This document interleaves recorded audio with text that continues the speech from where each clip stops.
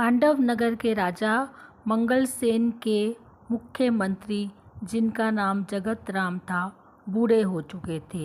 एक दिन मंत्री जगत राम ने राजा से कहा कि वह अब बूढ़े हो चुके हैं और सेवानिवृत्ति यानी रिटायरमेंट चाहते हैं।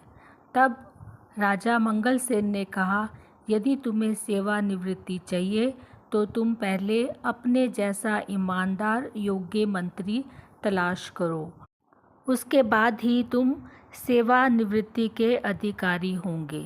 यह सुनकर पंडित जगत राम ने पूरे राज्य में यह ढंढोरा पिटवा दिया कि यहाँ पर मंत्री का चुनाव किया जाएगा। इसके लिए जो भी उम्मीदवार इसमें भाग लेना चाहता है वह गुरुवार को 11 बजे तक राजभवन में उपस्थित हो जाए। यह घोषणा सुनकर चयन वाले दिन राजमार्ग पर नवयुवकों की भीड़ लग गई। सैकड़ों की संख्या में नवयुवक राजमार्ग की ओर जा रहे थे। सभी चाहते थे कि वह राज मंत्री के रूप में चुने जाएं।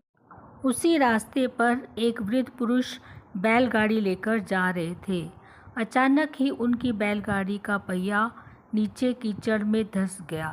उन्होंने बहुत कोशिश की लेकिन वह उस पहिए को बाहर नहीं निकाल पाए। बहुत से उम्मीदवार आ और जा रहे थे लेकिन कोई भी उनकी मदद करने के लिए वहां नहीं रुका। तभी वहां पर करमवीर नाम का एक व्यक्ति गुजरा जो कि बहुत ही गरीब परिवार से था।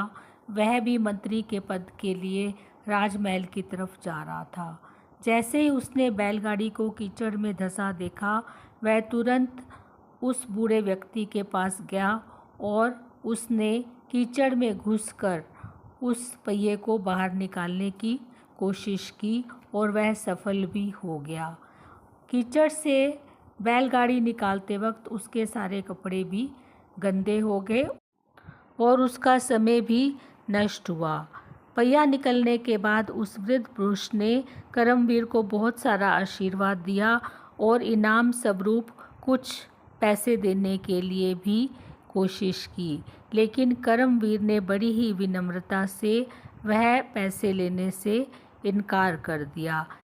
इसके बाद करमवीर भागते भागते राजदरबार पहुंचा। जब वह राजदरबार पहुंचा तो बहुत तेज़ तेज़ हाँफ रहा था और उसके सारे कपड़े कीचड़ से लथपथ थे। जब दूसरे उम्मीदवारों ने करमवीर को इस तरह कीचड़ से लथपथ देखा तो सारे उम्मीदवार ज़ोर ज़ोर से हंसने लगे और करमवीर का मजाक उड़ाने लगे। उसी समय दरबार में वह वृद्ध पुरुष भी पहुँचे जिनकी गाड़ी का पहिया कीचड़ में धंस गया था। वह वृद्ध पुरुष और कोई नहीं अपितु खुद मंत्री जगत राम थे। जब जगत राम ने करमवीर को देखा तो राजा को सारी कहानी सुना दी और कहा, करमवीर ही इस मंत्री के पद के लिए सबसे उत्तम उम्मीदवार है।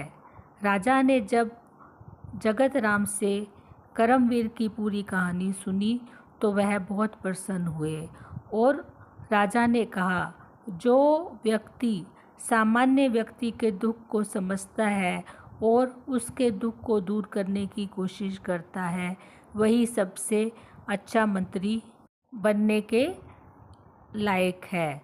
यह कहते हुए राजा ने करमवीर को अपना अगला मंत्री बनाने की घोषणा कर दी और वह बहुत प्रसन्न हुए। उन्होंने कहा, जो व्यक्ति साधारण मनुष्य का दुख समझता है और उसे दूर करने की कोशिश करता है, वही सच्चा मंत्री है। So that's all for today. Thank you.